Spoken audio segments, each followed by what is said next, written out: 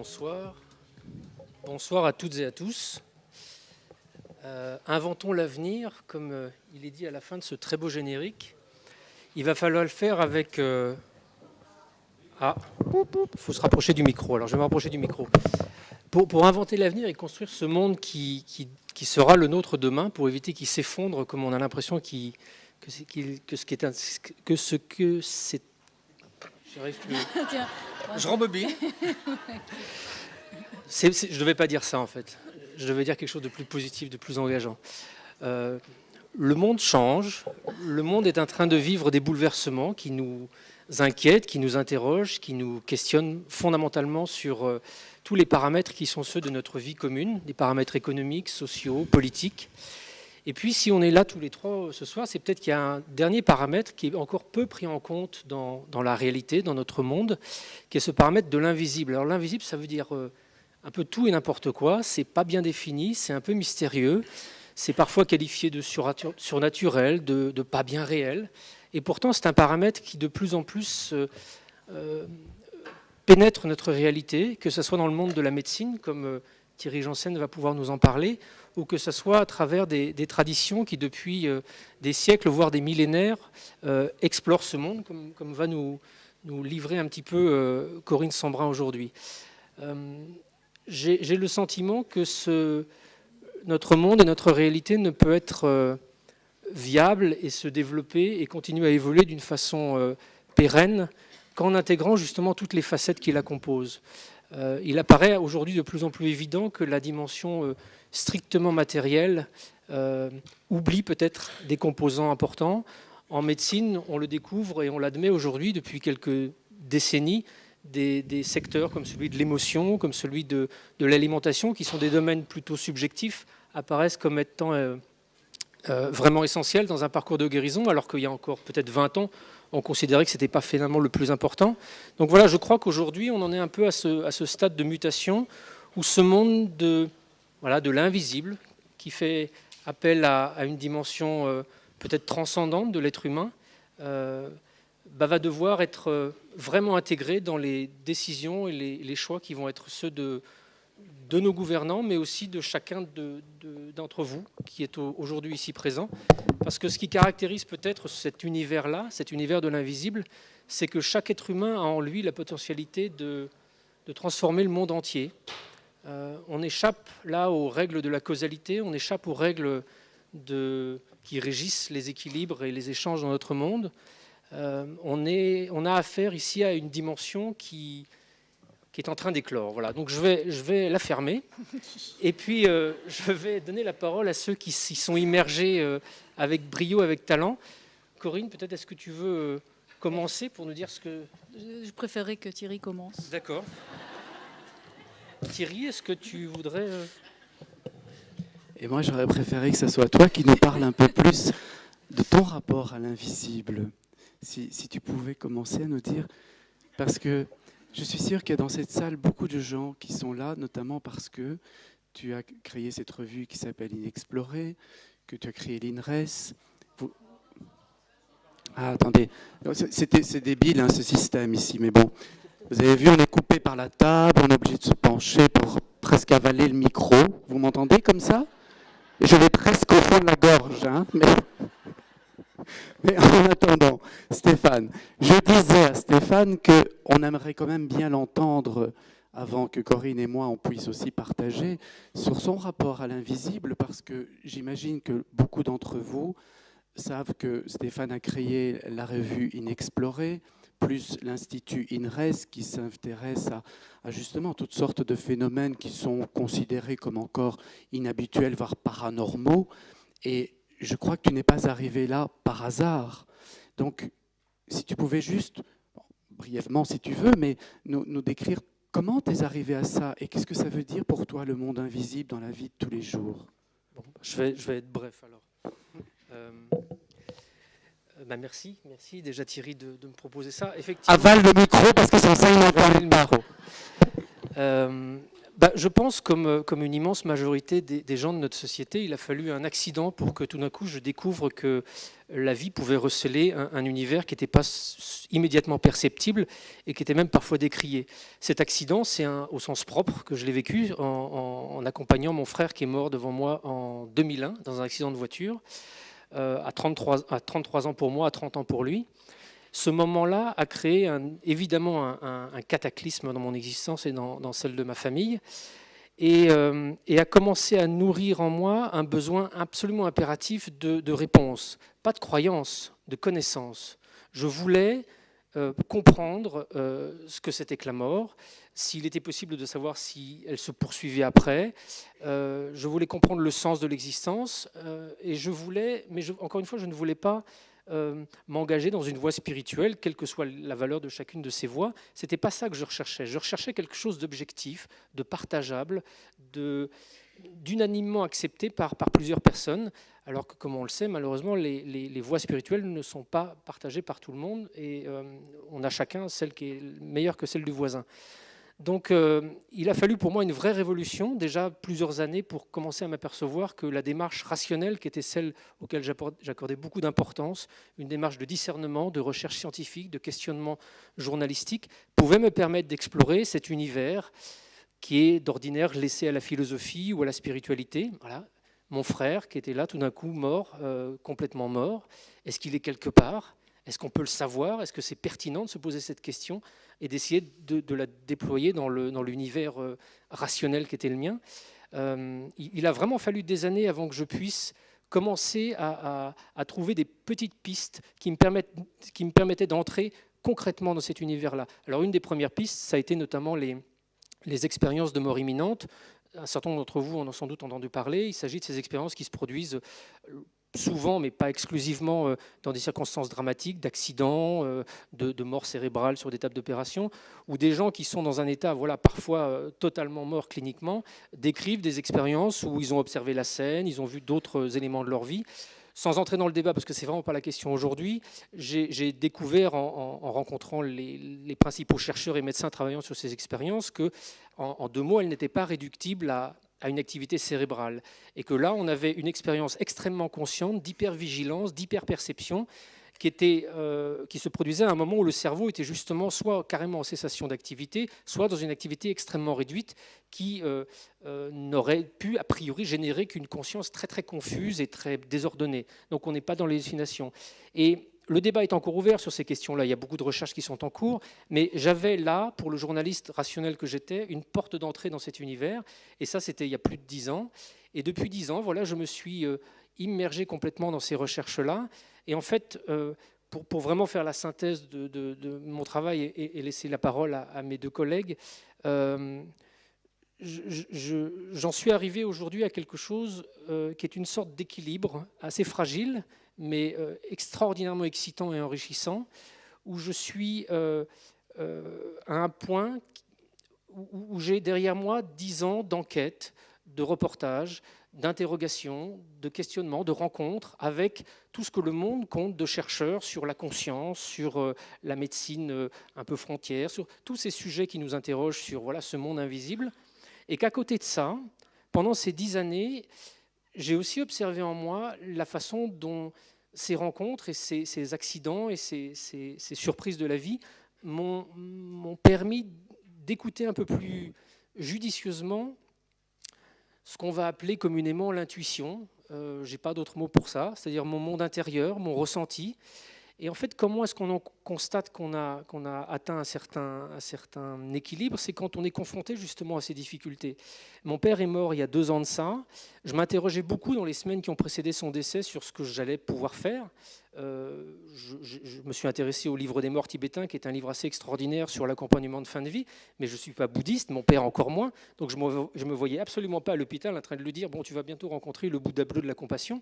Je me disais que ça aurait été un petit peu tombé à côté, donc j'étais un peu désemparé. Et en fait, à ma grande surprise, quand sa respiration a commencé à baisser, à peu près 1h30 avant son départ, j'étais seul avec lui dans la pièce, et là, instantanément, il y a une très grande sérénité qui s'est installée en moi. C'est-à-dire que j'ai su quoi faire, je n'ai pas réfléchi, j'étais dans une espèce d'attitude spontanée, presque joyeuse. Ça fait curieux d'employer ce mot-là, mais presque joyeuse, parce qu'il n'était plus évidemment question de me rebeller contre son départ, vu qu'il s'en allait. Donc je ne pouvais qu'être là et l'accompagner. Et j'ai compris dans les semaines qui ont suivi son décès qu'en fait cet état de grande sérénité était dû à cette connaissance intuitive que j'avais accumulée sans même m'en rendre compte pendant toutes ces années. Et aujourd'hui, ce que j'essaye de faire à travers mon travail de journaliste ou d'écrivain, dans le livre que je viens de publier qui s'appelle Le Test, ou ce que j'essaye de faire aussi dans les autres activités au sein de l'INRES ou du magazine Inexploré, c'est de permettre à tout un chacun d'accéder à la fois à cette source de connaissances très rationnelle, parce que somme toute, on est quand même dans un pays qui a une culture du cartésianisme et de la rationalité qui est une vraie richesse. On a les deux pieds sur terre, et grâce à ces deux pieds sur terre, on peut explorer des univers très vastes. Et à côté de ça, faire quelque chose qui est peut-être moins habituel dans notre société, mais qui à mon avis, recèle d'une très grande valeur, c'est de réussir à s'ouvrir à son monde intérieur et à ces outils d'accès à la connaissance qui sont en nous et qu'on n'a pas peut-être pris autant en compte qu'on ne pourrait le faire dans notre société. C'est ce que fait aujourd'hui Thierry avec l'école de présence thérapeutique que tu as ouvert il y a quelques mois. Voilà. Qu'est-ce que ça veut dire, l'école de présence thérapeutique? Un médecin, théoriquement, ça doit juste apprendre à réparer une mécanique. Bon, on a un petit peu avancé dans ce domaine-là et tu t'es aperçu qu'effectivement, la présence thérapeutique est peut-être l'univers essentiel, mais là, on est dans du totalement subjectif, on est dans quelque chose qui est pas de la mécanique.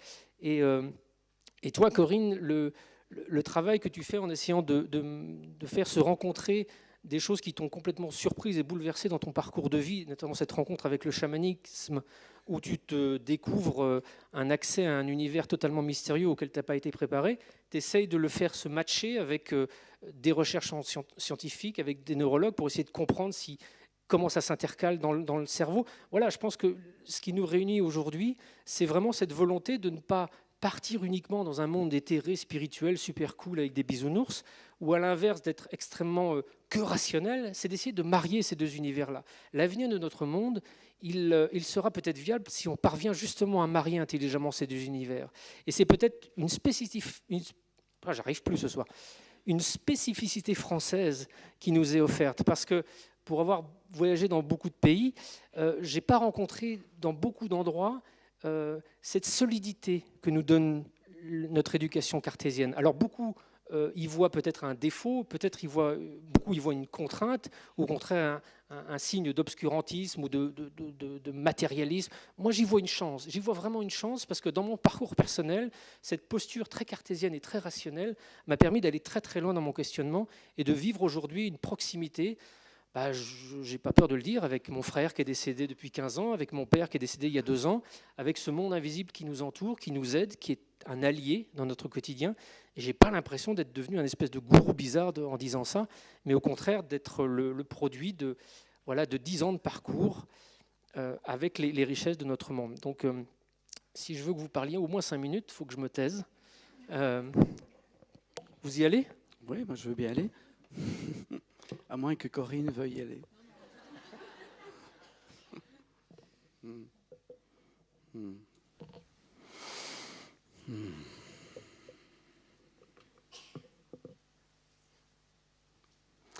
Je vais faire comme Stéphane, ce que je lui ai proposé de faire, parce que je pense que c'est vraiment ce qui donne du corps et de la crédibilité à une réflexion, à une pensée.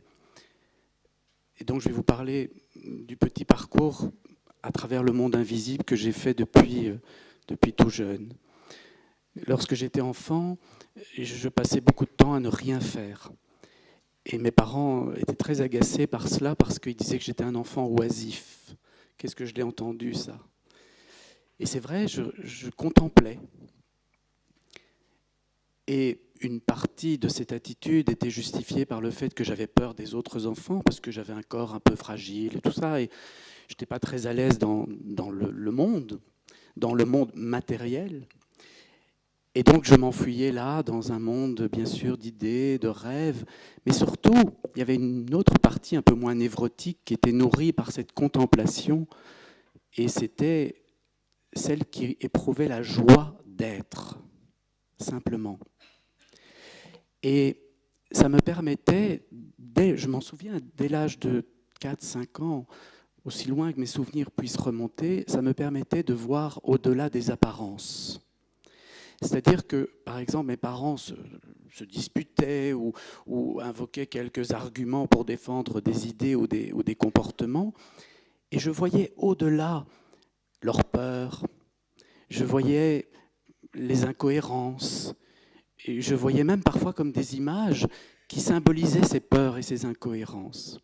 Mais voilà, ça m'était tout à fait naturel et je pense que c'est simplement parce que j'avais de l'espace en moi pour regarder au-delà de ce qui était habituellement visible.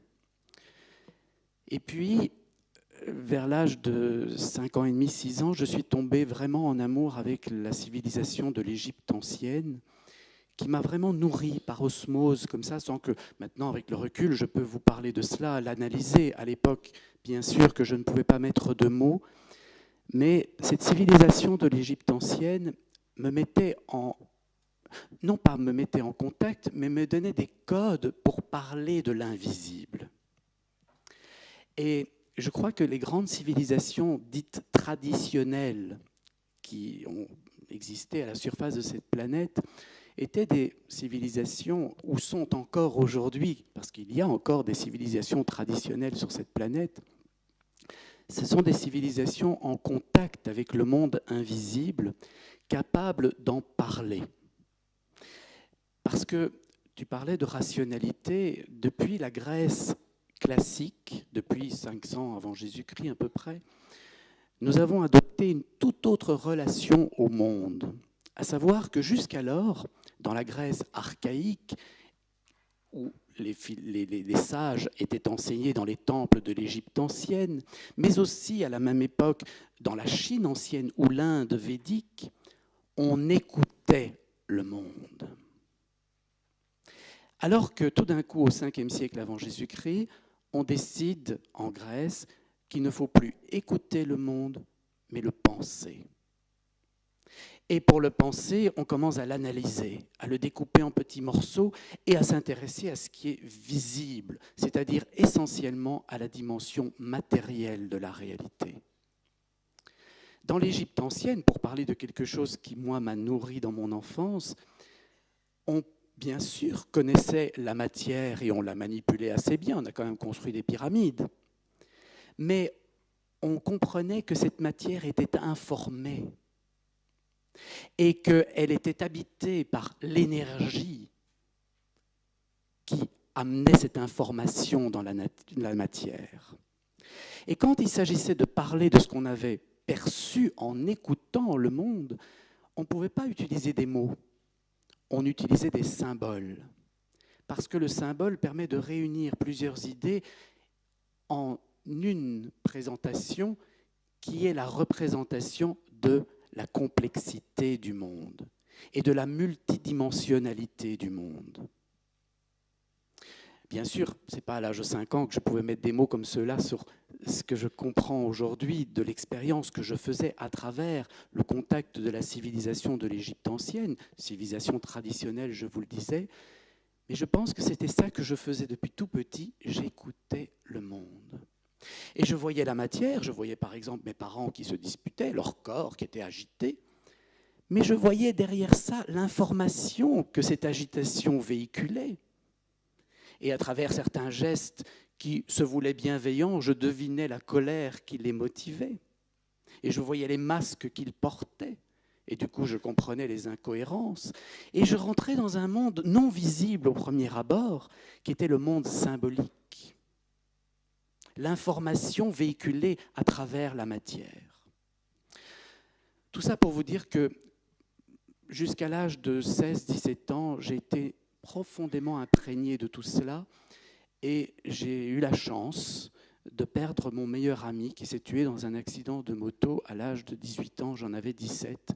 Et je dis la chance parce que ça m'a vraiment ouvert une porte de façon à explorer de manière plus formelle ce monde invisible. Comme ce que tu racontais il y a un instant, la disparition de quelqu'un qui devenait non visible m'a vraiment porté à explorer cela de façon beaucoup plus formelle et méthodique quelque part. Et puis j'avais 16 ans, j'avais plus 5 ans, j'avais une capacité de réflexion par rapport à tout cela. À l'époque, j'ai fréquenté de nombreux médiums, que la maman de mon cousin m'emmenait voir parce qu'elle espérait que nous ayons des contacts. J'ai beaucoup d'histoires à raconter sur tout ça, pour lesquelles je n'ai même pas encore d'explication et de réponse, mais il est évident qu'il y avait, au-delà de cette matière qui n'était plus là, puisque le corps de mon cousin n'existait plus, il y avait encore de l'information, ça c'était certain, et il y avait beaucoup de symbolisme qui était manifesté dans ma culture de certaines manières. Et j'imagine que si j'étais né chez les Papous ou en Amazonie, ça aurait été peut-être manifesté sur d'autres manières. En attendant, j'ai décidé d'embrasser une carrière médicale. Et vous savez, quand on commence ce chemin-là, il s'agit de jouer les règles du jeu, parce que sans ça, vous n'êtes pas sélectionné dans les concours. Et comme dès le départ, je voulais devenir chirurgien, j'ai vraiment joué les règles du jeu. Et le jeu, c'était « je m'intéresse à la matière ». Point barre. Et donc j'ai appris à décortiquer la matière, à la disséquer. Je suis même devenu un professionnel de la découpe de la matière à travers l'exercice de la chirurgie. Et progressivement, j'ai perdu ma connexion avec ces autres niveaux de la réalité, l'information et l'énergie, le symbolisme et l'essence. Et donc, finalement, je suis arrivé à l'âge de 33 ans, là où je voulais, c'est-à-dire au sommet d'une espèce de carrière que je m'étais projeté au prix de beaucoup d'efforts, mais j'étais très malheureux. Et j'étais devenu très sec et pratiquement désespéré dans le sens où je ne voyais plus le sens de tout cela. J'ai fait une crise existentielle qui m'a fait quitter mon métier et automatiquement, toute mon enfance et mon adolescence sont revenues. Et je me suis senti appelé à fréquenter une école aux États-Unis qui formait des healers, des guérisseurs, la Barbara Brennan School of Healing, qui existait à l'époque depuis une vingtaine d'années. Tout ça remonte à 98. Et j'ai quitté l'école en 2002. Et je suis parti là-bas, par un hasard de circonstances d'ailleurs, qui montre que le monde invisible s'organise à son niveau pour que les choses se produisent aussi. Mais en attendant, ce que j'ai découvert à travers les 4 ans de ce parcours dans la Barbara Brennan School of Healing, l'école de guérison de Barbara Brennan, qui se tenait à Miami, en Floride, j'ai découvert que pour avoir accès au monde non visible qui est en train d'informer la matière et qui anime la matière à travers son énergie, il fallait se mettre dans un état particulier qui était la transe. Et la façon dont nous apprenions à rentrer en transe là-bas consistait, à travers des exercices très inspirés du Qigong, à être pleinement présent à ce qui se produisait dans l'instant, en refusant de laisser le mental analyser, justifier, comparer, espérer. Le mental devait être totalement mis sur le côté pour se laisser aller à ce qui nous inspirait. Comme si le souffle de l'esprit, le spiritus latin, allait prendre le relais quand le mental ne cherchait plus à contrôler la situation et à se rassurer à travers toutes sortes d'explications. Et à travers certaines techniques, entre guillemets, que j'ai retrouvées par la suite dans plein d'autres cultures, sous parfois d'autres formes, mais pour arriver au même résultat. Et dans certaines cultures, en prenant même des drogues ou des champignons ou des substances particulières. Et il y a quelques années, je discutais avec Yann Kounen, qui a exploré tout cela, notamment en prenant des drogues. Et je lui décrivais mes expériences de transe sans aucune drogue. Et il me dit, mais tu prends de l'ayahuasca? Et je dis non, je voyage sans rien. Mais oui, on peut y arriver sans prendre des drogues extérieures, mais chaque culture a ses moyens d'y arriver et il n'y a pas une culture qui devrait prévaloir sur une autre. Il se trouve que dans mon parcours, il n'y a pas eu de drogue. Mais en attendant, il y a eu des moments hallucinants de captation d'informations tout à fait pertinentes à laquelle je ne pouvais pas rationnellement avoir réfléchi auparavant. Et il y avait tout d'un coup l'exploration non seulement d'un monde très symbolique à travers des images qui s'imprimaient dans l'espace de ma conscience et qui faisaient sens pour notamment la personne que je rencontrais, mais il y avait aussi pénétration dans un monde énergétique, à savoir energeia en grec, la potentialité d'une action. Un monde où tout ce symbolisme remettait en mouvement et recréait quelque chose de différent. Je ne vais pas parler trop longtemps, je vais prendre 3 minutes pour aller un tout petit peu plus loin, et après j'imagine que ça suscitera, après l'intervention de Corinne, un tas de questions et de réflexions, et nous pourrons explorer ça plus en détail. Mais lorsque j'allais dans cette école de Barbara Brennan, où on explorait d'une façon très chamanique, quelque part, ces différentes dimensions du réel, naturellement, je suis revenu à la contemplation de façon beaucoup plus formelle que dans mon enfance, sous la forme de la méditation. Qui a déjà médité ici? Oui. On est entre nous, n'est-ce pas? Il y a beaucoup de gens qui ont déjà médité ici. Ce n'est pas toujours comme ça dans une salle où on prend la parole. Mais en attendant, beaucoup de gens aujourd'hui considèrent que la méditation, c'est la méditation que l'on appelle en pleine conscience, la mindfulness qui est très répandue dans nos contrées aujourd'hui. La méditation dont je vous parle ne se limite pas à la mindfulness, qui n'est qu'une première étape de la méditation. Et ceci dit en passant, le mot « pleine conscience » n'est pas une bonne traduction pour mindfulness. Je parlais il n'y a pas longtemps avec la traductrice qui l'a importé en français, ce concept de pleine conscience. Elle me disait, oui, on a voulu rendre hommage à Thich Nhat Hanh, ce moine vietnamien, bouddhiste, qui avait écrit un très beau livre sur la pleine conscience. Mais si vous lisez le livre, vous verrez qu'il ne parle pas exactement de ce que nous appelons pleine conscience, mindfulness.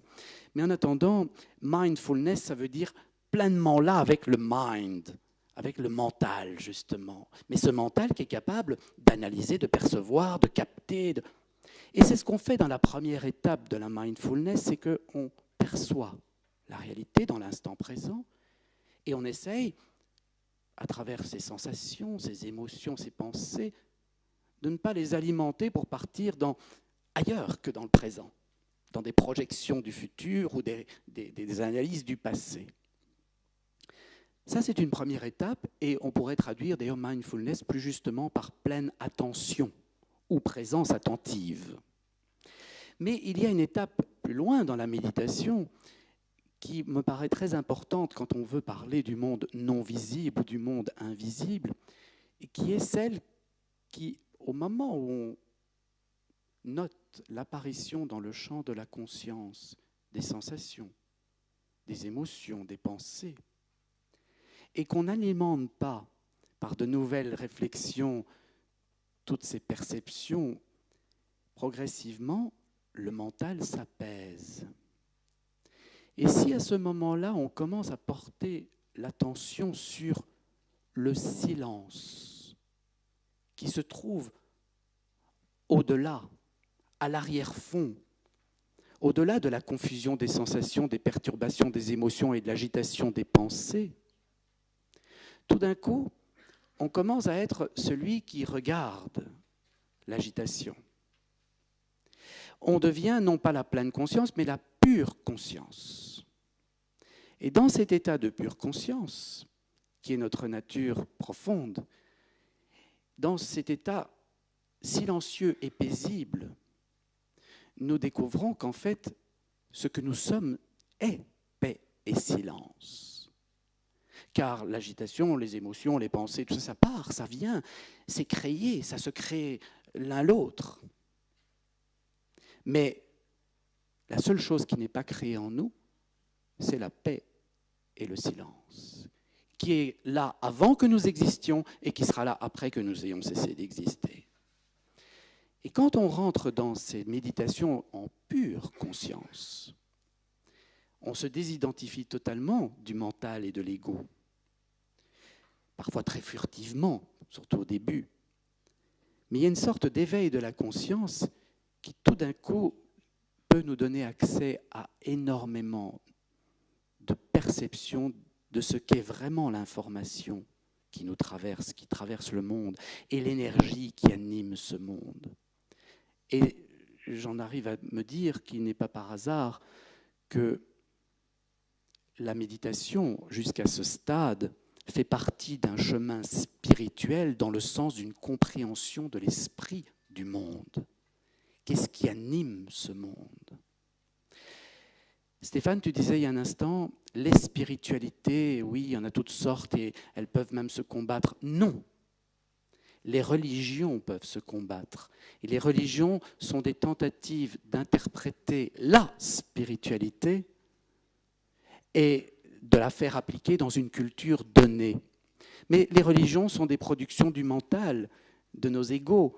Et donc, elles sont prises dans des problèmes d'ego et de personnalité et des luttes intellectuelles, philosophiques. Alors que la spiritualité touche à quelque chose de plus profond et qui est universel et non personnel. Cet espace paisible et silencieux qui est au fond de nous, qui est nous. Ce que les bouddhistes, en Inde, on appellerait ça le Atman, le soi. Mais les bouddhistes n'aiment pas trop ça parce qu'ils ont peur de personnifier le soi. Alors ils appellent ça la nature ultime de l'être qui est vacuité. Et cette vacuité n'est pas un vide, elle est un vide plein. Un vide rempli de tous les potentiels. Et je terminerai par là en disant que mon expérience de l'invisible, aujourd'hui, c'est cet accès à ce vide plein, c'est-à-dire cet espace dans lequel je retrouve la liberté de créer. Et je me demande si les artistes qui se mettent en transe et vont dans ce vide plein, qui touche peut-être au vide dont on nous parle en physique quantique, ce vide créateur, où il n'y a pas de jugement, il n'y a pas de mental, il n'y a que l'acceptation sans condition de ce qui est, c'est-à-dire l'amour inconditionnel. Et certains appellent ça Dieu. Personnellement, je m'en défends, car Dieu est devenu un concept beaucoup trop personnel pour beaucoup de gens, alors que nous parlons ici de quelque chose de non personnel qui est au fond de chaque être, de chaque chose, et que l'on entend dans le silence de la nature. Voilà, c'est ça le monde invisible aujourd'hui pour moi.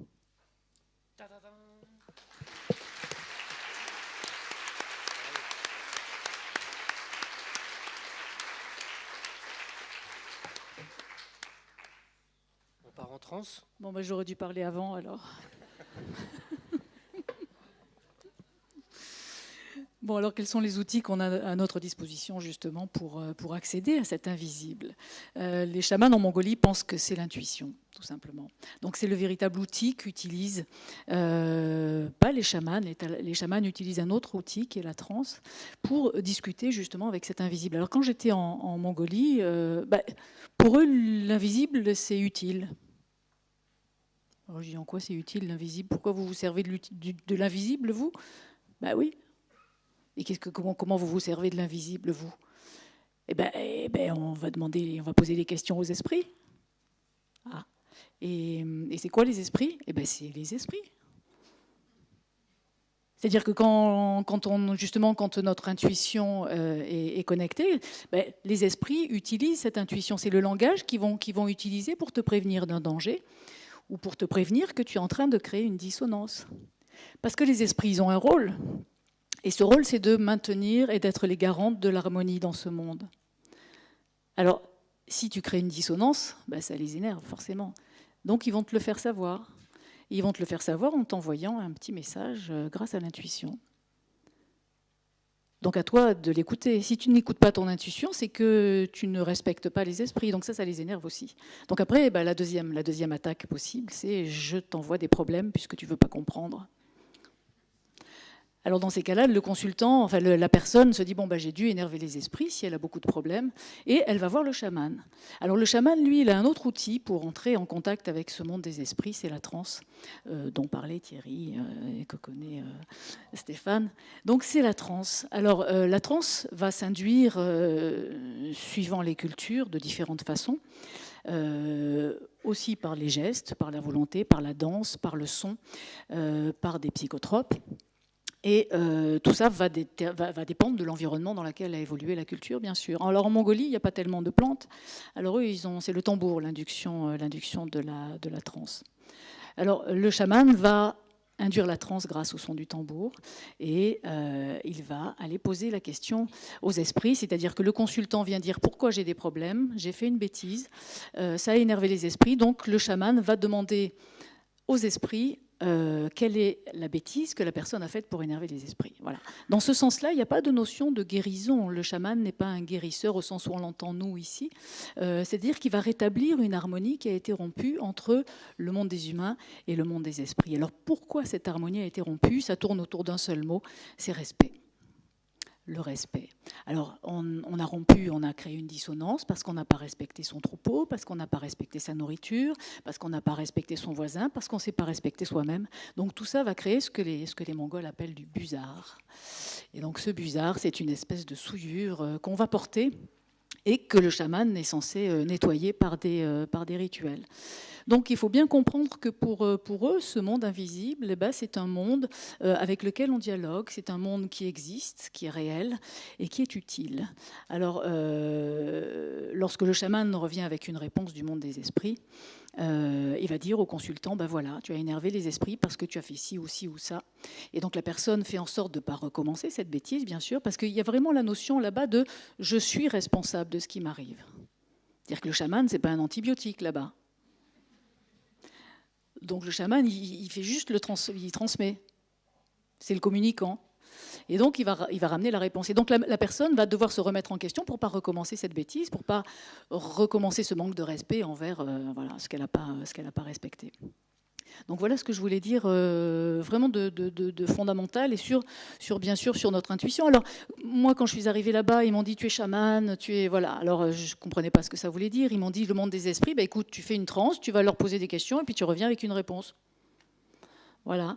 Alors bah oui, bah, je suis pas très, j'ai mis du temps à comprendre ce que ça voulait dire. Il m'a fallu à peu près 10 ans. Pour comprendre que ce monde des esprits, en fait, il donnait vraiment des réponses. Alors ces réponses arrivent sous forme d'évidence, comme ça vous est tous arrivé avec l'intuition, c'est pareil. C'est la même chose. La transe et l'intuition, c'est du même ordre. Ça fait partie de ce qu'on appelle l'intelligence perceptive, en complément de l'intelligence spéculative, qui, elle, est liée à l'intellect et qui nous permet de construire une pensée, de construire une personnalité et de construire un plan de carrière aussi. Voilà. Donc, cette intelligence perceptive, cette intelligence intuitive, est celle qui est activée pendant la transe et la même qui est activée pendant la transe de création d'un artiste ou celle que vous vivez, donc une évidence que vous pouvez avoir lorsque vous avez une intuition. Alors qu'est-ce qui se passe? Effectivement, vous vivez un état modifié de conscience. Bon, ben, la majorité a pratiqué la méditation, donc vous savez ce qui se passe.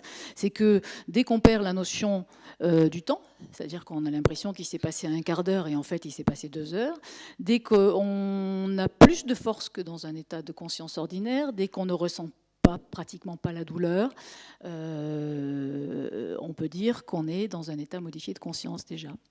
Alors la transe en est un échelon différent. Alors plus on pratique la transe et plus on se rend compte qu'effectivement tout ça nous parle. Tout nous parle autour. Donc j'ai fait des expériences avec le professeur Florent Henry qui m'a dit puisque tu es chaman et que les chamans sont censés obtenir des informations et entrer en communication avec tout ça qui parle autour de nous, c'est invisible, je te mets de l'eau devant toi et puis tu vas voir si elle te parle. Un grand silence là. Tu vas voir si cette eau te parle. Donc je te dis pas, voilà, j'ai ça devant moi, et puis je fais une transe devant ça. Alors maintenant j'induis la transe par la volonté, Thierry le fait aussi. Donc elle s'induit très facilement par la volonté, enfin très facilement. L'induction au départ elle se faisait par le tambour, et pour faire des recherches en laboratoire, pour qu'on puisse mettre des électrodes sur ma tête, il a fallu que je me passe du tambour. Moi c'était un peu obligé, mais donc il est possible d'induire la transe par la seule volonté. Donc dans un laboratoire, on peut faire des expériences, différentes expériences avec différentes substances devant vous. Et est-ce que ce que j'ai perçu de l'eau, ça pouvait être par exemple les coordonnées GPS de l'endroit d'où provenait l'eau? Non. En revanche, une des premières eaux que Marc-Henri a mis devant moi, donc je ne savais pas ce que c'était. Le jeu, c'est de ne pas savoir ce que c'est. Si lui, ce que c'est de cette eau est cohérent avec ce que je vais en ressentir. J'ai commencé sur une des premières eaux, j'ai commencé à ressentir énormément de joie. Et je me suis mise à faire des gestes, des sons. Un langage est arrivé, un langage que je ne connais pas, qui sort tout seul. Et ce langage disait, avec la traduction, ce langage disait, la mienne de traduction, moi je l'entendais comme ça, cette eau c'est un trésor. Elle est à la source de la vie, c'est quelque chose de très important. Au début de la tranche, je fais des vagues, j'ai l'impression d'être dans la mer. Et la tranche est vraiment très très belle. C'est vraiment. Après, il y a un chant qui arrive, qui est aussi très beau, c'est très harmonieux. Et je me sens très bien, vraiment en paix, la paix, voilà, l'extase, quoi, le moment où on est à la fois tout et rien, mais on est là. Et j'ai vraiment l'impression que cette eau, bah oui, elle dit des trucs. Donc quand je sors de la transe, je remercie le professeur Marc-Henri. Je lui dis attends, c'est vraiment chouette ce truc-là. C'est vraiment, moi je la bois tout de suite. Hein, c'est vraiment. Elle m'a dit des trucs. Enfin, j'ai l'impression que je lui raconte ce qu'elle me dit, que c'est à la source de la vie, que c'est quelque chose qui est vraiment important, qu'il faut le faire savoir. Et voilà. Et il me dit écoute, c'est bien cohérent avec ce que je sais de cette eau, puisque cette eau vient de l'océan. Elle est prise dans des vortex où il y a énormément de plancton, donc est la source de la vie. Elle contient tous les éléments du tableau de Mendeleïev. Et on l'utilise comme un fortifiant aujourd'hui, que certains d'entre vous connaissent peut-être, qui s'appelle le quinton. Voilà. Alors, Marc était content parce que ce que j'avais perçu de l'eau, et cette force, cette émotion, cette joie que je perçus, ce langage qui me disait que c'était quelque chose de fondamental. Au début, je faisais des vagues aussi. Je vous ai dit que c'était tiré de l'océan, donc on était vraiment dans la mer. Donc, voilà ce qu'on peut capter. Alors, on a fait d'autres expériences comme ça qui est toujours racontées. Pas précisément, mais en tout cas, il y avait des choses cohérentes avec ce que Marc-Henri savait de cette eau. Alors, ça veut tout simplement dire qu'on a en nous cette capacité, justement, si on cultive cette attention dont parlait Thierry, si on est attentif. Marguerite Yourcenar dit quelque chose que j'aime beaucoup, qui est dit il faut fixer l'attention, pas la pensée. Voilà. Donc si on est attentif, si on se donne la possibilité d'être attentif, eh bien on se rend compte que c'est invisible. Les chamans l'utilisent depuis 8000 ans et que c'est invisible autour de nous, que tout ça parle. Et les chamans vous disent aussi que tout est vivant.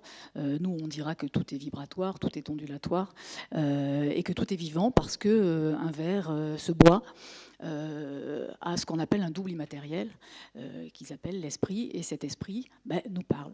Et effectivement, on voit pendant la transe que... Donc on va continuer les expériences, bien sûr, mais c'est extraordinaire de réaliser qu'on a en nous cette capacité et que vous avez dû vivre dans la méditation. À un moment, on est connecté avec quelque chose qui est plus grand que nous. C'est-à-dire que notre perception du monde dans ce qu'on vit tous les jours, dans cet état de conscience ordinaire, elle est dominée par le cerveau spéculatif, donc qui est plus lié au mental. Et donc elle nous donne une perception de jeu, de la construction de la personnalité qui est assez restreint, qui est tout petit. Et quand justement, grâce au son du tambour, grâce à la méditation, grâce à tout ça, le cerveau spéculatif est un peu calmé. On a fait des expériences sur mon cerveau qui montrent que les zones spéculatives du cerveau, qui sont liées justement à l'intellect, sont pour une fois moins actives que les zones perceptives. Alors comme ces zones perceptives sont tout d'un coup plus active, eh ben, elle nous donne accès à une réalité plus grande, semble-t-il. Voilà. Alors Marc-Henri dit un truc intéressant aussi sur la bande passante. Lui, il dit en fait la pensée consciente, on peut la comparer à une bande passante qui est capable de traiter entre, je ne vais pas dire des chiffres exacts, mais entre 16 bits et 40 bits d'informations à la seconde. D'accord ? Or, le cerveau, lui, serait capable d'ingurgiter 10 millions de bits d'informations à la seconde. Alors, heureusement qu'on ne les perçoit pas toutes. Hein. Donc, c'est là que le cerveau nous protège. Il a à la fois une interface qui nous permet d'interpréter ce qui nous entoure, mais il est aussi un filtre. Et ce filtre, on va le modeler, nous aussi, en fonction de notre culture, en fonction de notre environnement, en fonction de notre histoire, et en fonction de ce qu'on nous apprend tous les jours. Donc ce filtre-là, il nous protège, et voilà, il sert à interpréter ce dont on a besoin, en gros. Alors, Marc pense que pendant la transe, justement, cette bande passante, au lieu d'être à 16-40 bits secondes d'information, ben, elle serait plus ouverte. Ce qui nous permet, pareil, quand vous faites une méditation, tout d'un coup, on a accès à une réalité augmentée.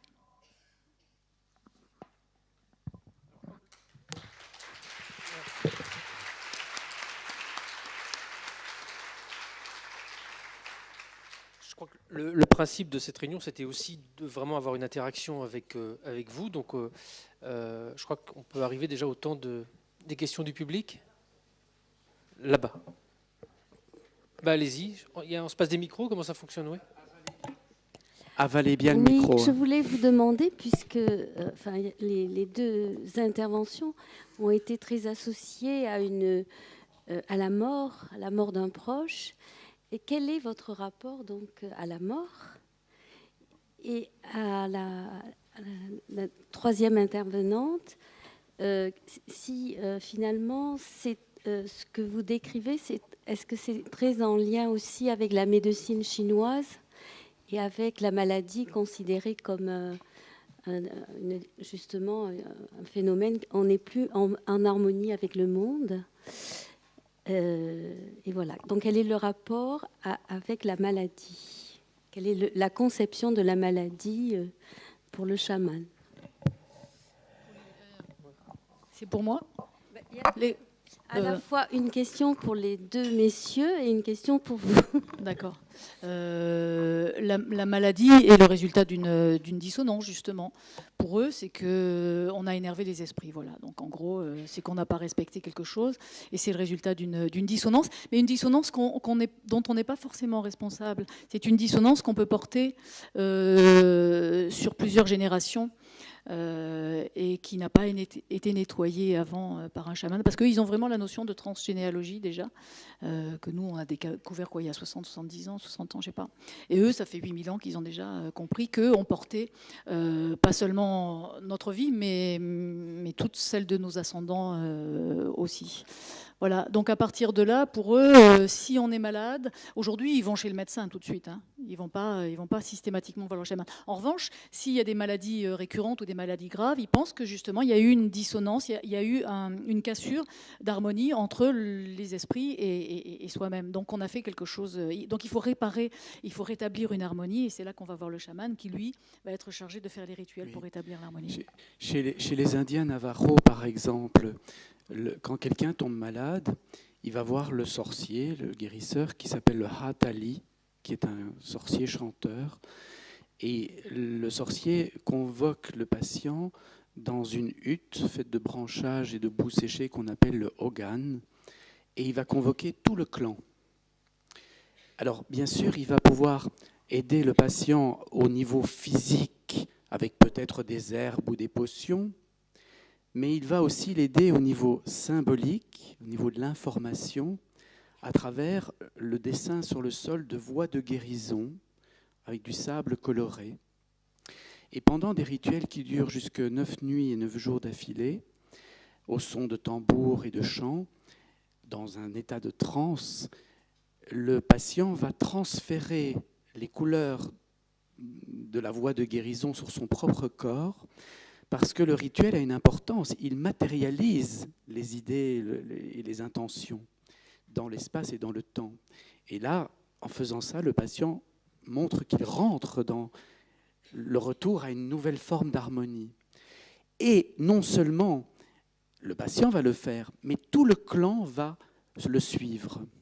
Parce qu'à l'occasion de la maladie d'un seul, il faut non seulement le traiter au niveau physique, au niveau symbolique, mais au niveau collectif, pour qu'il retrouve l'harmonie avec les autres. En Occident, aujourd'hui, en anthropologie, on considère que la maladie, et c'est malheureusement pas comme ça que c'est vécu dans nos systèmes dits de santé, qui sont plutôt des systèmes de maladie, où on est content qu'il y a des gens malades, comme ça le système reste en bonne santé. Mais en attendant, en anthropologie médicale, on est bien clair sur le fait que la maladie a au moins 3 aspects. Le premier, qui est la maladie physique, l'affection, qu'on peut traiter avec de la chirurgie, des plantes ou des médicaments. Mais il y a aussi, en anglais, on appelle ça disease, la perte de easy, la perte d'aisance. Disease. Mais à côté de l'affection, du disease, il y a le illness. Illness en anglais veut dire le malaise ou le mal-être. Et le sorcier, c'est là-dessus qu'il va jouer, en écoutant ça et en essayant de remoraliser une histoire démoralisée, comme disait Claude Lévi-Strauss. Mais en plus, il va s'adresser à la troisième composante de la maladie, qui est le sickness en anglais, c'est-à-dire la maladie en tant que phénomène exprimé dans une société qui interroge toute la société. Et tout, il n'y a pas que chez les Navarros que j'ai vu ça, dans plein de cultures, le sorcier, chaman très souvent, a comme mission non pas de guérir, il ne donne même pas les plantes bien souvent, mais de remettre chacun à sa juste place pour qu'on recrée une harmonie, notamment collective. Et ça, c'est une source d'inspiration pour nos cultures, car le disease, on le traite avec des médicaments, de la chirurgie, tout ce que vous voulez. Le illness, on commence à s'y réintéresser en envoyant les gens consulter, notamment en psychologie ou en psychothérapie. Mais le sickness, qui se pose une question de savoir s'il ne devrait pas changer ses comportements lorsqu'il a quelqu'un dans sa famille qui a un cancer. Et pourtant, à l'occasion de la maladie d'un seul, nous devrions peut-être nous poser des questions tous ensemble sur les causes, notamment, qui peuvent être à l'origine de cette maladie. Causes qui sont évidemment multifactorielles et qui peuvent aller dans le transgénérationnel, mais dans l'environnemental, et toutes des sortes de déséquilibres qui ont fait dire à Georges Canguilhem, philosophe et médecin français, dans sa magnifique thèse sur le normal et le pathologique, dans les années 40, la maladie est une tentative de l'organisme de retrouver un équilibre dans une situation perturbée.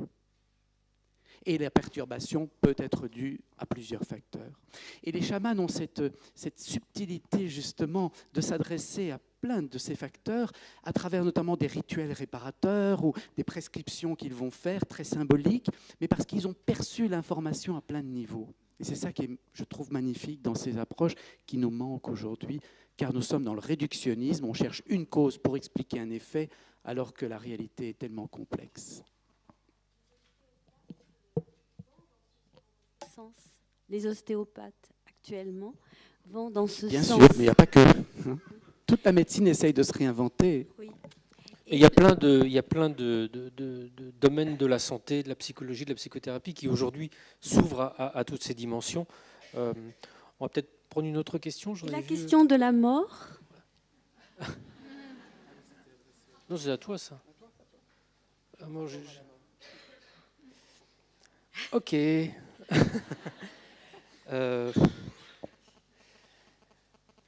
Vous avez lu mon livre ? Non, répondre comme ça en quelques minutes à cette question, c'est difficile. Je vais être très, très personnel et très intime, mais c'est aussi un peu le fruit et la conclusion auquel j'arrive après toutes ces années d'enquête et de travail. Je ressens c'est marrant quand je dis ça, je me dis mais quel intérêt ce journaliste nous raconte sa vie. J'ai vraiment du mal à raconter ça, mais voilà, j'ai le sentiment, après 10 ans de travail, d'interrogation, encore une fois très rationnelle sur ces domaines et d'expérience personnelle que la mort n'existe pas d'une certaine manière, qu'on est dans une forme de transition, qu'il y a une transition qui est un peu violente et un peu visible, parce qu'effectivement, tout d'un coup, un corps cesse d'être en vie et redevient juste du matériau brut sans l'anima, sans le truc à l'intérieur. Mais vous voyez, il y a 3 semaines, j'étais en Russie et j'attendais mon avion à Saint-Pétersbourg en allant dans un restaurant un peu haut en couleur, un resto comme les Russes savent faire, très siècle dernier, avec des serveurs en gants blancs, etc. Je ne suis pas spécialement fortuné, ça coûtait à peine 20 € le menu. Et tout d'un coup, dans ce restaurant, j'ai senti que mon père était en face de moi. Mon père a lu Tolstoï et Guerre et paix notamment à peu près 30 fois. Il considère que c'est le roman le plus important et le plus magistral que toute l'humanité ait pu écrire. Et dans ce restaurant, tout d'un coup, je me suis dit qu'il était là en face de moi et qu'il trouvait l'endroit particulièrement bat. C'était son mot. Waouh, c'est bat ici. Les serveurs, l'espèce de côtelette que j'avais mangée, qui était extrêmement sophistiquée avec une sauce sympa, l'ambiance du restaurant. Et j'aurais pu me dire, oh, tiens, oui, j'aurais pu laisser ça dans le monde de l'imaginaire. Mais il y a quelque chose en moi qui aujourd'hui me permet de relâcher, d'accepter cette possibilité. Donc j'ai vraiment posé mes 2 couverts de chaque côté de mon assiette. J'ai regardé fixement en face de moi, là où il y avait des sièges, et j'ai été parcouru d'un frisson énorme qui était pour moi aujourd'hui, d'après ce que je réussis à décrypter, la confirmation que mon père était vraiment là et qu'il partageait tout simplement ce moment avec moi. Il n'y avait pas de magie, il n'y avait pas de peur ou de quoi que ce soit, c'était juste un moment extrêmement simple, dans une journée extrêmement simple aussi.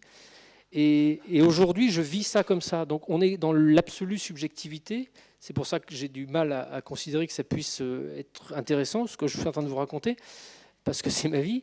Mais je me nourris de ça aujourd'hui. Ça m'a donné encore une fois une profonde paix quand je suis confronté à la mort et quand j'y suis confronté de près. Ça me donne une profonde sérénité, une profonde paix. Et ma plus grande difficulté en t'écoutant tout à l'heure parler de ces trans, effectivement, c'est les questions que je te posais encore il y a quelques années en disant mais comment est-ce que tu es sûr que quand tu fais ça, tu n'es pas dans ton imaginaire? Est-ce que tu es sûr que c'est une vraie perception?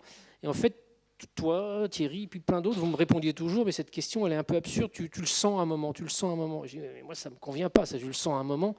Ben, en fait, je suis obligé de faire cette même réponse aujourd'hui. Effectivement, on le sent à un moment. On sent, mais il faut aussi accepter ça. Donc, on est dans une espèce de jeu d'équilibre où il faut quand même essayer de garder un peu de discernement et les pieds sur terre, où on accepte son message intérieur, cette possibilité que la vie se prolonge, tout en y étant parvenu par un chemin qui est dans mon cas un chemin extrêmement rationnel.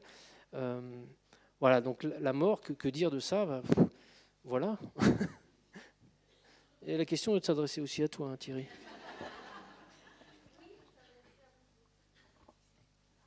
Oui, Madame a eu la promesse de monopoliser la question. 20 minutes. Je vais faire très court, mais comme je vous ai raconté, là où je suis arrivé par la petite quête spirituelle qui a été la mienne, enfin petite, non, ma quête spirituelle, aujourd'hui, la mort est quelque chose qui ne me pose pas de questions. Parce que j'ai totalement accepté son existence. Je ne sais pas, lorsque je serai aux portes de ma propre mort, si je serai tout à fait serein. Je me le souhaite, comme je l'ai vu chez de nombreuses personnes que j'accompagne jusque-là, puisqu'une partie de mes activités consiste à accompagner des gens gravement malades d'un point de vue psychologique et spirituel, et que j'ai vu des gens de 30 ans partir, me disant, avec leur mental, je suis triste de quitter mes enfants, de ne pas les voir grandir, mais en même temps, je suis totalement apaisé, me disait-il, de cet espace paisible et silencieux qu'ils avaient contacté, ou qu'ils avaient plutôt accompli, réalisé, qu'ils partaient malgré tout en paix. Et au jour d'aujourd'hui, lorsque je pense à la mort, je me dis, mais c'est le retour au silence et à la paix qui était avant que j'existe et qui sera encore après que j'existe.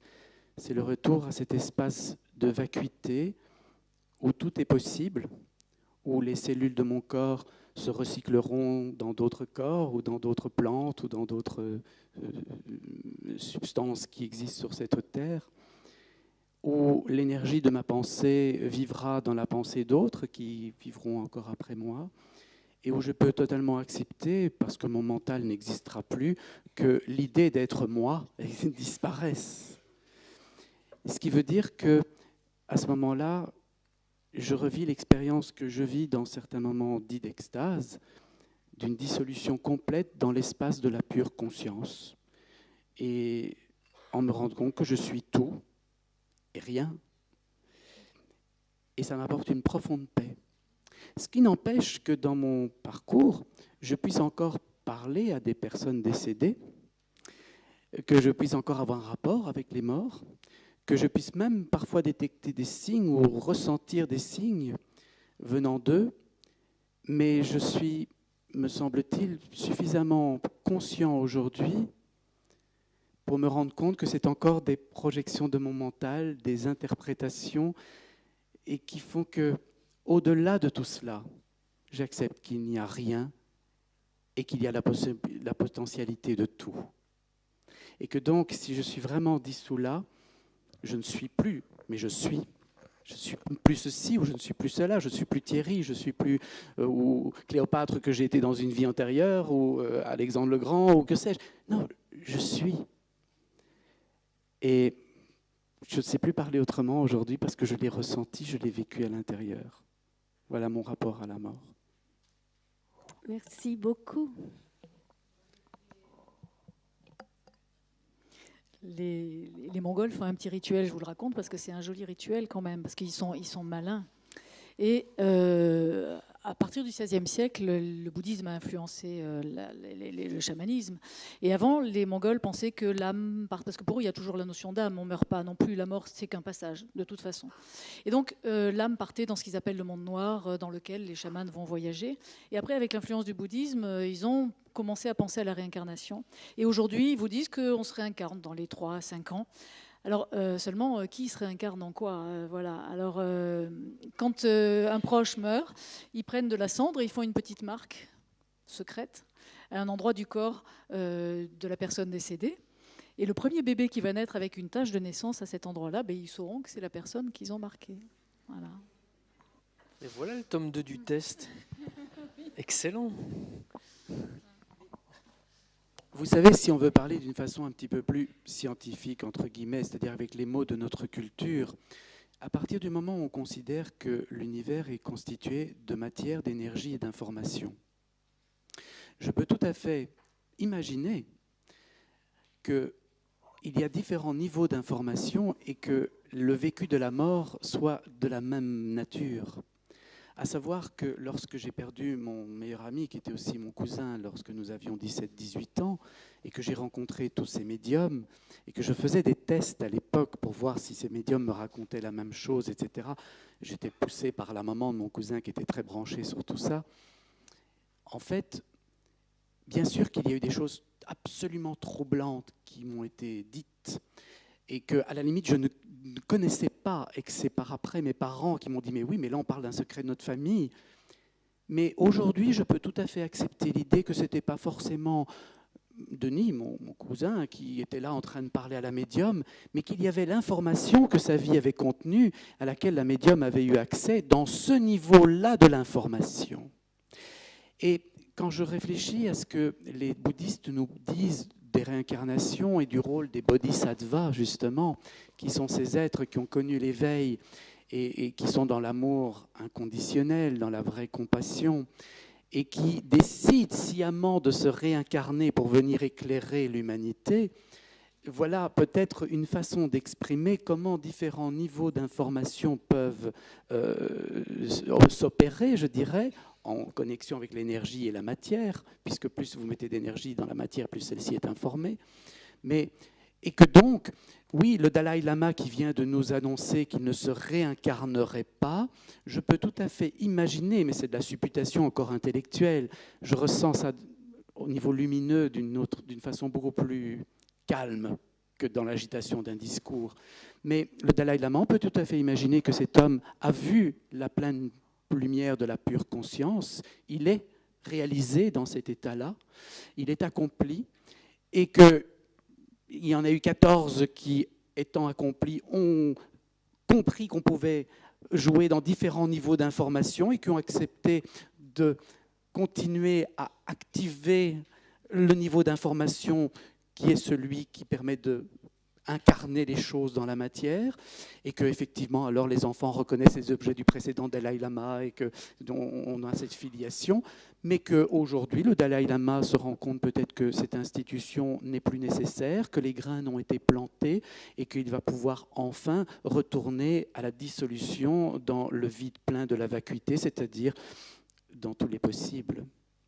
Et je trouve ça extraordinaire personnellement de m'imaginer que ça puisse être mon destin un jour, de retourner au vide plein de tous les possibles et de me fondre dans l'immensité de ce qui est. Voilà. Pour pour juste ajouter une petite précision, toujours sur le sujet de la mort, pour prolonger ce que tu dis sur l'information, c'est vrai que moi j'ai fait un test que j'ai publié il y a quelques semaines, où j'ai fait un marché avec mon père, en fait, après qu'il soit décédé, en me disant, s'il y a une vie après la mort, peut-être qu'il est dans le funérarium en train de voler autour de nous et d'observer ce qui se passe. Je vais prendre cette hypothèse comme une hypothèse à vérifier, je vais m'adresser à lui, je vais cacher des objets dans le cercueil en ne lui disant qu'à lui, à personne d'autre, et puis j'irai voir des médiums plus tard qui prétendent communiquer avec des défunts pour voir si ça marche, et si mon père réussit à dire, voilà, mon fils a mis tel et tel objet dans le cercueil. Figurez-vous que ça marche. Et ça a été vraiment fracassant, quand ça, médium après médium, quand on en arrive à ce moment où une médium me dit, mais c'est marrant, votre père il me montre ça.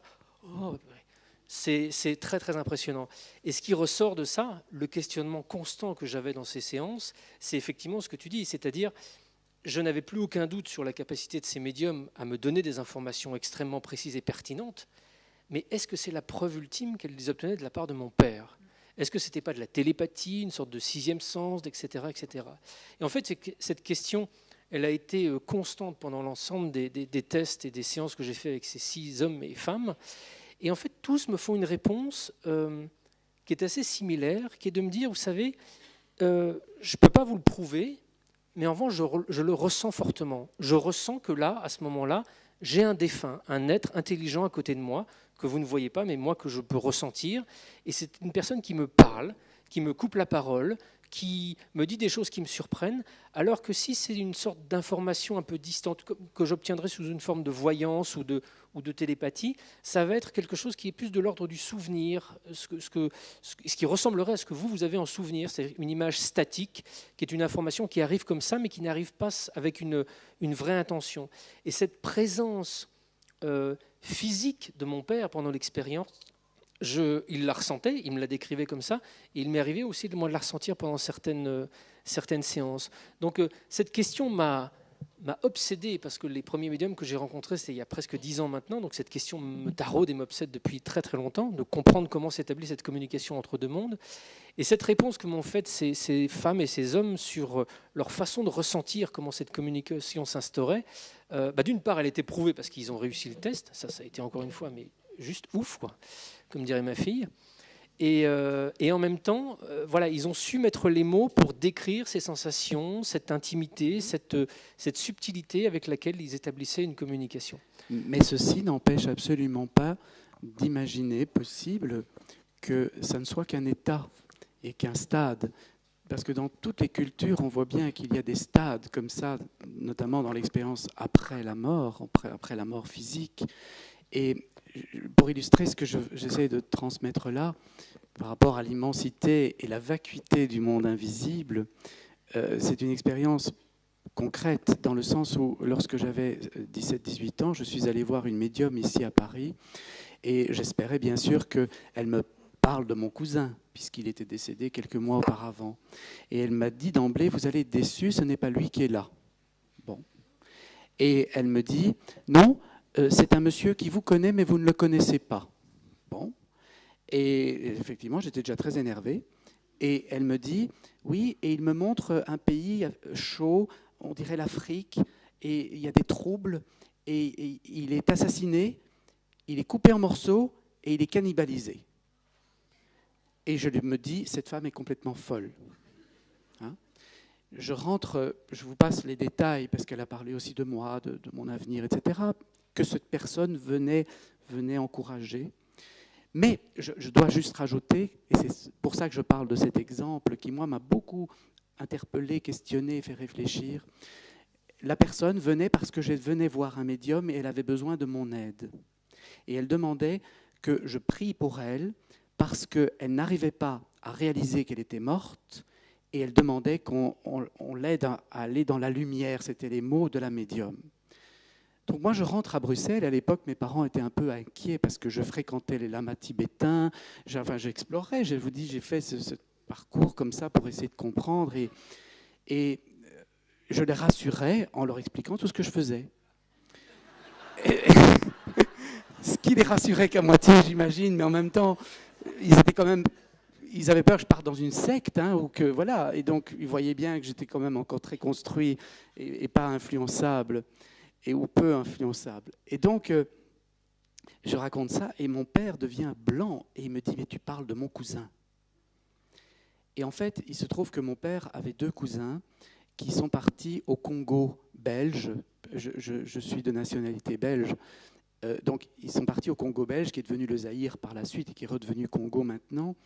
Et dans les années 60, il y a eu les événements de l'indépendance de ce pays. Et lors des événements, un de ces 2 cousins est décédé. Et on a toujours pensé qu'il avait été assassiné, mais on ne voulait pas trop insister là-dessus pour sa mère, qui aurait vraiment vécu ça encore plus difficilement. Il se trouve que mon père me raconte ça, donc ce jour-là, j'avais 17 ans, et ce monsieur était décédé 1 an avant ma naissance. Il était décédé en 60, et moi je suis né en 60-61, moi je suis né début 62. Et donc, mon père me dit, mais quand les sœurs missionnaires sont revenues en Belgique de nombreuses années après, mon père est allé les voir parce qu'elles avaient assisté à tout ce qui s'était passé dans la région de Bukavu, là-bas, au Zaïre, enfin au Congo. Et les sœurs lui ont expliqué qu'elles avaient assisté non seulement à l'enlèvement de tous ces ingénieurs de la Gécamine, parce qu'ils travaillaient pour des mines de cuivre ou je ne sais pas quoi, et qu'elles savent qu'ils ont été tués et qu'on a retrouvé des corps coupés en morceaux sur le marché parce qu'il y a eu des actes de cannibalisme. Et donc, mon père est au courant de ça, ne l'avait jamais dit à personne. C'est une information qui circulait peut-être dans l'inconscient familial et peut-être que la médium l'a captée chez moi. Sauf que, tellement interpellé par ce qui m'était révélé par mon père, j'ai décidé de commencer à prier pour ce monsieur qui s'appelait Guy, le cousin de mon père, pour l'envoyer dans la lumière, puisque c'est ce qu'il m'avait demandé. Et comme j'étais encore dans le deuil de mon cousin, j'avais mis une photo de mon cousin et une photo de ce monsieur sur mon bureau, mon tréteau d'étudiant. J'étais jeune étudiant en médecine, c'était ma première année de médecine qui commençait. Et le soir, je brûlais une bougie et je mettais des fleurs, parce que j'avais lu dans un livre tibétain que les fleurs aidaient les âmes à s'élever, etc. Donc voilà, je faisais des petites choses que j'avais apprises. Et puis, les mois passent, je présente mes premiers examens de premier semestre en faculté de médecine. Et le premier examen, c'est biologie végétale. On devait regarder des trucs au microscope. Et puis, je n'arrive pas à répondre à la question. Et je me dis, ça commence bien. J'ai déjà une feuille blanche pour aller maintenant à l'oral, parce qu'à l'époque, on interrogeait encore oralement. Aujourd'hui, on fait plein de QCM et tout ça. Et au moment où j'entends la personne qui est appelée avant moi dans la liste alphabétique, ma main se met à écrire et je réponds à la question. Et quand je suis appelé, j'ai de quoi montrer mes capacités au professeur, qui me met un 19 sur 20. J'ai rarement eu ça par la suite. En attendant, à la fin de cette session d'examen, je retourne à Paris, parce que mon cousin était de Maisons-Laffitte dans les Yvelines, et donc je revenais voir ma tante, j'étais très proche d'eux à ce moment-là, on était dans ce deuil, et je retourne donc ici dans la région parisienne, et on retourne voir la médium. Et la médium me dit, ah mais votre monsieur là, il est de nouveau ici. Et moi j'étais déjà un peu déçu parce que j'attendais vraiment la communication avec Denis. Et elle me dit, il vient vous remercier parce qu'il a erré pendant des années croyant qu'il n'était pas mort. Il l'a même fait croire à quelqu'un et il ne faut pas en vouloir à cette personne, me dit-elle. Moi je ne comprends pas ce que ça veut dire non plus à ce moment-là. Et il sera toujours là pour vous aider. D'ailleurs, ça a commencé lors d'un certain examen, me dit-elle. Et moi, j'ai fait le lien avec l'épisode que je vous raconte, mais ça m'a fait dire qu'il y avait une vie qui était au contact de cette médium. Ce n'était pas simplement de l'information, il y avait quelqu'un qui dialoguait vraiment. D'autant plus qu'en revenant en Belgique, je raconte ça à mes parents, et mon père me dit, ah oui, ma grande-tante, donc la maman de ce cousin, allait voir un radiesthésiste dans les années 60 parce qu'elle voulait savoir ce qui était arrivé à son fils. Et ce radiesthésiste lui a dit qu'il était toujours dans la brousse et qu'on le retrouverait.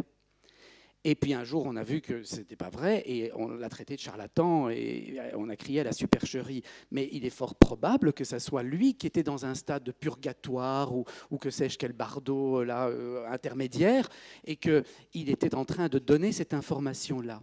Mais je n'oublie pas qu'il m'a demandé de l'aider à aller dans la lumière où tout se dissout.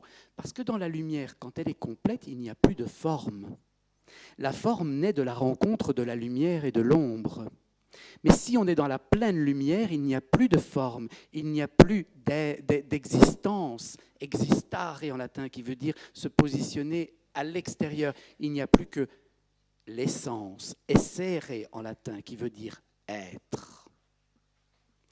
Et voilà comment mon chemin spirituel s'est ouvert, notamment grâce à cette expérience chez une médium, qui m'a fait voyager dans différents niveaux d'information, mais me laissant entrevoir qu'il y avait un niveau ultime de la vacuité, vide, rempli de tous les possibles, pure conscience qui n'est que lumière, dans laquelle toutes les ombres s'évanouissent. Et je me souhaite d'y aller un jour, je vous souhaite d'y aller aussi. C'est-à-dire que de ce jour-là, nous ne serons plus, et ce n'est pas grave. Nous n'existerons plus, mais nous serons. Et nous serons un, parce que nous serons tous les mêmes. Les antichèses spirituelles, ça, j'avais jamais entendu encore.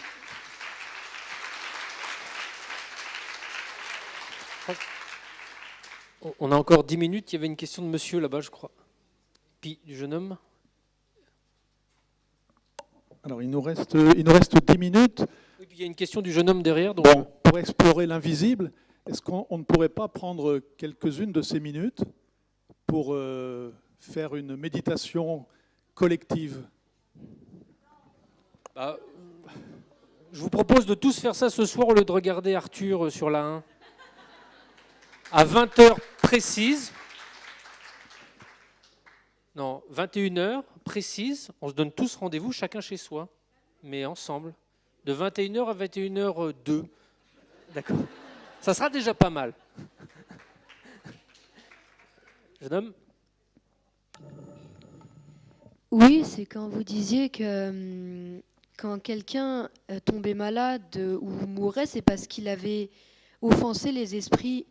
Mais quand un enfant naît handicapé ou né mais mort dans le ventre de sa mère, comme il n'est pas encore né, comment il aurait pu déjà offenser les esprits alors qu'il n'était pas encore né ? C'est à cause de ses ancêtres. Voilà, c'est ce qui est avant lui, probablement. Par exemple sa mère. C'est pas forcément, c'est ce que je disais tout à l'heure, c'est pas forcément la personne qui porte la responsabilité des choses. Ça peut être son environnement, ça peut être des ancêtres, ça peut être une histoire qu'on ne maîtrise pas. Donc on peut porter ce busard sans en être forcément responsable. Voilà. Mais bon, tout ça, je crois que c'est intellectualiser beaucoup les choses, essayer de les expliquer, et la posture des chamans par rapport à tout ça est vraiment une interprétation symbolique des choses. Qu'est-ce que ça veut dire, ça ? Voilà, ça veut dire qu'il y a une responsabilité quelque part, c'est pas forcément la personne qui la porte, mais il y a une responsabilité quelque part et une remise en cause de son comportement qui est à réfléchir. Donc prendre ce recul qui va permettre de réagir à une situation. Merci beaucoup. Et puis dans les mots que tu emploies, il y a des mots qui sont très connotés de notre culture, culpabilité, c'est de ma faute, etc. Je pense que c'est aussi des dimensions qui sont peut-être pas perçues de façon aussi brutale par ces visions, que qu'elles soient chamaniques ou de la médecine spirituelle. C'est pas la faute d'eux qu'il s'est passé quelque chose. Par exemple, ici, tous les trois, on a basculé au deuil de quelqu'un. Ça nous a fait prendre conscience de... Alors les chamans vous disent, vous êtes tous les trois, vous êtes nuls. Parce que vous n'avez pas compris avant que... Voilà. Alors ça ne veut pas dire que la personne est morte parce que vous n'avez pas compris, c'est pas ça. Mais ça veut dire que on a tous besoin parfois, il y a des gens qui n'ont pas besoin de ça, mais d'autres ont besoin d'un choc psychologique parfois pour basculer et prendre conscience de... En fait, si on se place au niveau du cerveau, tout d'un coup, le cerveau va fonctionner différemment, les neuroscientifiques vous diraient. Donc en fonctionnant, c'est ce qui se passe pour une expérience de mort imminente. Donc ça a fait que tout d'un coup, notre interface, elle fonctionne plus de la même façon. On a vu pour la transe quel était le résultat d'une modification du fonctionnement du cerveau, mais ce qui n'explique pas tout, évidemment. Mais en tout cas, cette posture physiologique fait que tout d'un coup, on envisage et on interprète la réalité différemment. Et ça nous fait avancer. Voilà. En tout cas, les Mongols diraient de tous les trois qu'on est des gros nuls. Oui. De l'autre côté. Je voudrais juste apporter un témoignage. J'ai rencontré un dauphin libre et sauvage il y a 12 ans. Je vais avaler le micro, ok, comme tu dis Thierry. Et j'ai rencontré un dauphin libre et sauvage il y a 12 ans, avec lequel j'ai vécu des expériences. J'avais envie de rebondir sur ce que vous avez dit jusqu'à maintenant, parce qu'on parlait le thème étant explorer l'invisible. On a beaucoup parlé de la vie après la mort. L'expérience que j'ai faite avec ce dauphin, au départ, parlait par télépathie de la relation que l'on a avec la mort, mais aussi prendre conscience à quel point on était tous interdépendants, interreliés. Et pour cela, effectivement, on a l'hémisphère droit, qui est notre hémisphère intuitif, qu'on en a tous à disposition, auquel on peut, juste par la méditation, en se mettant en état alpha, comme le font les dauphins, je pense qu'on a tous cette capacité à ressentir cette unicité dont vous parlez, et sans forcément la projeter dans la vie après la mort. Les dauphins insistent beaucoup sur la conscience de l'instant présent, de vivre l'instant présent, et de ressentir tout ce qui nous relie. Et j'aurais envie de dire, par rapport à l'exploration de l'invisible, sans forcément penser à des expériences de vie après la mort, que l'on peut aussi faire l'expérience de l'invisible avec le monde vivant, la nature, et communiquer demander un signe demain matin, par exemple, dans un jardin, qu'un oiseau vienne communiquer avec nous, ou qu'un chien vienne vers nous, et commencer aussi l'expérience de la communication dans l'invisible, mais qui est une vraie communication intuitive. C'est déjà aussi des petits signes qui peuvent donner à prendre confiance. Et pour terminer, je vais être brève, je suis mère de jumeaux. J'ai eu cette chance d'avoir des jumeaux monozygotes. Et depuis leur tendre enfance, j'ai bien compris qu'effectivement, les jumeaux existaient sur Terre comme des êtres incarnés pour nous montrer tous notre interdépendance et cette conscience qu'on est tous reliés. Et les dauphins insistent beaucoup sur cette conscience que nous ne sommes pas assez conscients à quel point nous sommes reliés. Et la physique quantique aujourd'hui prouve tout cela. Mais vous avez raison de souligner qu'effectivement, notre discussion est partie sur la mort. Je ne sais pas pourquoi, mais il y avait sans doute des raisons. Mais effectivement, le monde vivant et dans le chamanisme notamment, ce n'est pas seulement une relation avec le monde des morts, c'est aussi une relation avec les esprits des plantes, des animaux et de tous ces univers qui nous entourent. Donc on aurait eu 1 heure de plus, on serait parti sur les dauphins, les plantes. On avait publié il y a 2... Et sur l'être humain, parce que... Oui. Pendant que je vous entendais parler, j'ai été présent à vous et j'ai vu plein de choses. J'ai perçu plein de choses. Et il suffit d'être présent.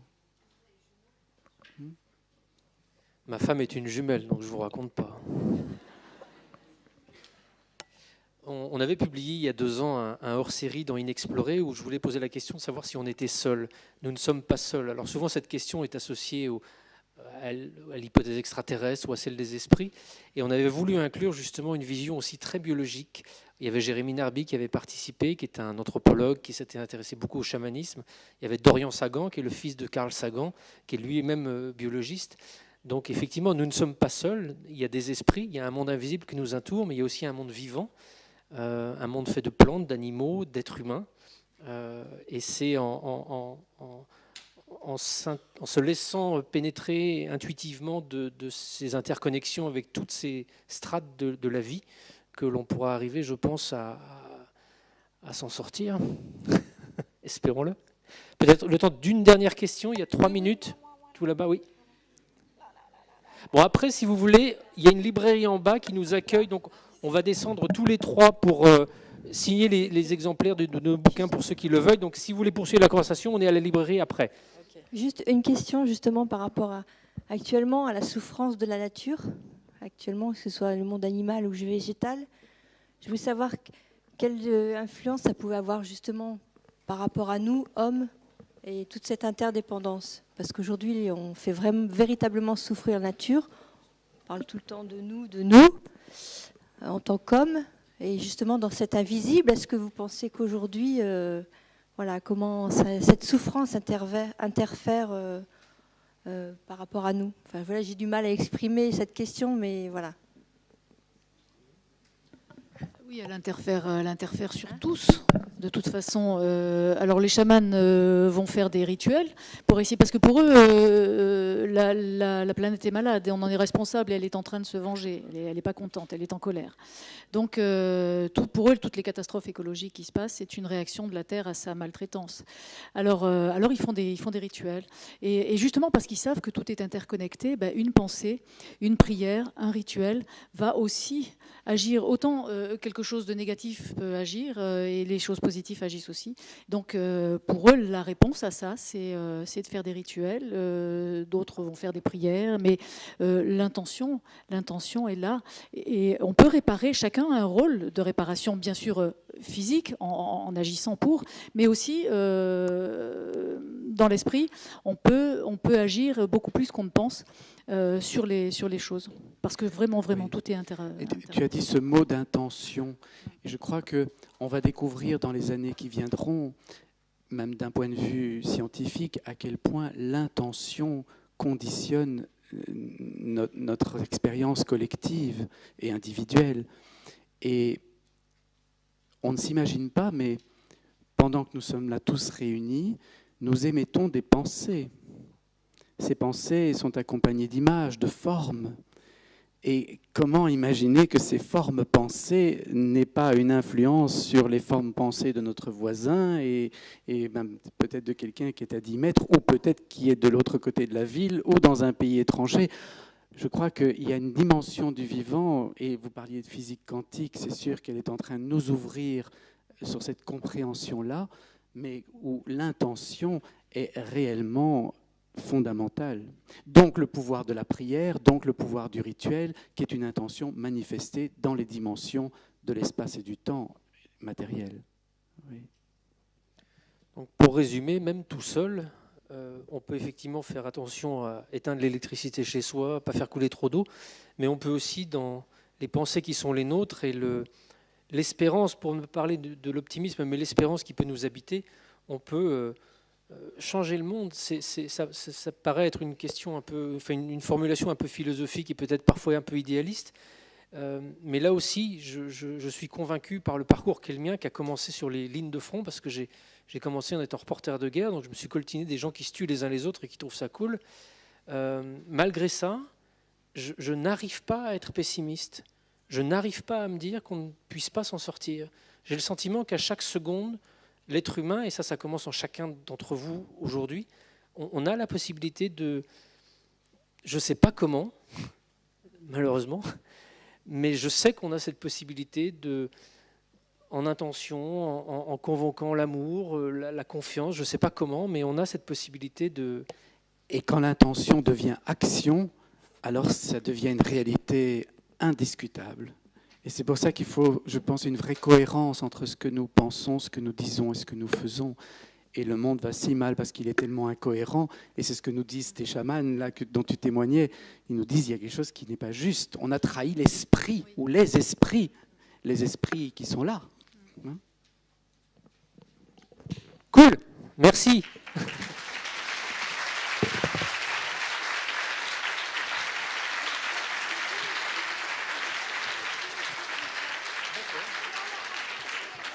Super. Je vais